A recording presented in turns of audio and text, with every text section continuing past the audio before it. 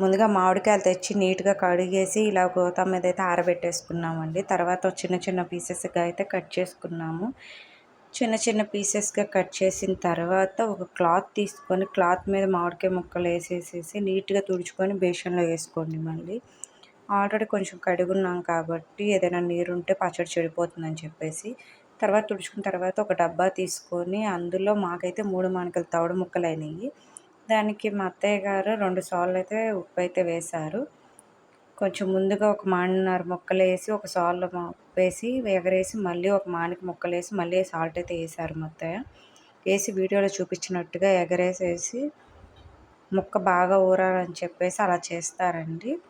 తర్వాత మూత అయితే పెట్టేశారు.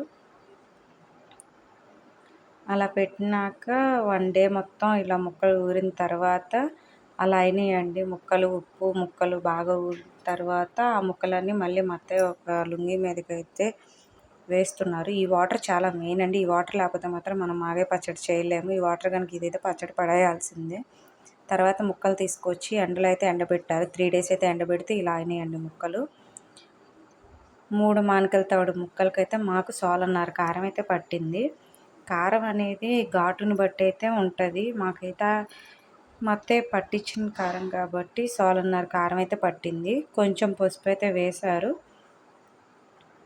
1.5 కారం, పసుపు, 50 గ్రాముల ఆవపిండి, ఒక 25 గ్రామ్స్ మెంతిపిండి అయితే మా అత్తయ్య వేశారు. ఆవపిండి ఎక్కువ వేసుకోవచ్చు కానీ మెంతిపిండి మాత్రం ఎక్కువ అవ్వకూడదు, తక్కువైనా పర్లేదు. కానీ మెంతిపిండి కూడా వేసిన తర్వాత మనం ఆల్రెడీ నేను చెప్పాను కదండి ఈ వాటర్ మెయిన్ అని చెప్పేసి, ఉప్పు మామిడికాయలతో ఊరిన నీళ్ళు, ఆ వాటర్ అయితే ఇందులో పోశారు.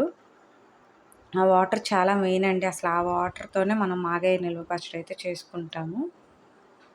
ఆ వాటర్ కూడా పోసారు. ఆ వాటర్ పోసేటప్పుడు పైన తెట్టులాగా కట్టిద్ది అనమాట. అందుకని చెప్పేసి ఒకళ్ళు పోస్తూ ఉంటే ఒకళ్ళు హ్యాండ్ అడ్డం పెట్టాలి. చూపిస్తాను ఆగండి తెట్టు అంటే ఏంటో. అదిగోండి అలా అయితే వస్తుంది. అది వేయకూడదు, పచ్చడి పాడైపోతుంది అనమాట. అలా తెట్టులాగా కట్టిందల్లా మా అత్తయ్య చేతితో వడబోస్తున్నారనమాట. ఫైనల్ అలా వచ్చిన దాన్ని పడేసేసి ఆ వాటర్తోనే పచ్చడి కలుపుతారు.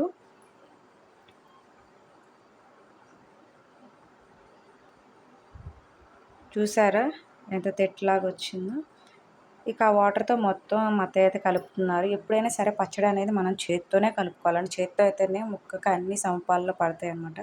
చాలామంది ఈ మధ్య ఫ్యాషన్గా గెరిటెలతో అలా తిప్పుతున్నారు చేతులు పెట్టకుండా. అప్పుడు పచ్చడి టేస్ట్ అనేది ఉండదు. చూసారా ఎంత కలర్ఫుల్గా ఉందో కదండి, చూస్తుంటేనే నోరు ఊరిపోతుంది. తర్వాత తిరగమాతకు కావాల్సినవి ఈ ఇంగ్రీడియంట్స్: శనగపప్పు, ఎండుమిర్చి, ఆవాలు. ముందుగా స్టవ్ పెట్టేసి కడాయి పెట్టేసి కడాయి బాగా వేడైన తర్వాత 3 మానికల తవుడు ముక్కలకైతే కేజీ ఆయిల్ అయితే పడుతుందండి. కేజీ ఆయిల్ వేసిన తర్వాత ఆయిల్ హీట్ అయినాక అందులో ఎండుమిర్చి వేసి స్టవ్ ఆఫ్ చేయాలి. ఆఫ్ చేసిన తర్వాత అందులో ఆవాలు, పచ్చనపప్పు అయితే వేస్తే ఆ హీట్గా వేగిపోతాయండి. అదే స్టవ్ ఆన్లో ఉంచి వేస్తే మాత్రం మాడిపోతాయి. సో చూసారా, తర్వాత చిన్నులపాయలు కూడా వేసేసేయాలి. వేసిన తర్వాత బాగా నూనె చల్లారిపోయిన తర్వాత పచ్చడి కలుపుకోవాలండి. బాగా చల్లారిపోయిన తర్వాత మా అత్తయ్య అయితే పచ్చడి అయితే కలుపుతున్నారు. చూసారా ఎలా ఉందో. అలా కలిపిన తర్వాత ఆ పచ్చడిని కాసేపు పక్కన ఉంచేసేసి ఒక జాడీ తీసుకొని జాడీ నీట్గా తుడుచుకొని ఆ జాడీలోకి ట్రాన్స్ఫర్ చేసుకోవడమేనండి. జాడీ అనే ఏం కాదు, మీ ఇంట్లో జాడీ లేకపోతే మంచి ప్లాస్టిక్ డబ్బా అయినా సరే నీట్గా వాష్ చేసుకొని తడి లేకుండా తుడుచుకొని అందులోకి పెట్టుకోవాలి. చూసారా అసలు ఎంత నోరూరిపోతుందో కదండి చూస్తుంటేనే. ఫైనల్గా అయితే ఇలా ఉంది. మా అత్తయ్య అయితే జాడీలో పెడుతున్నారు.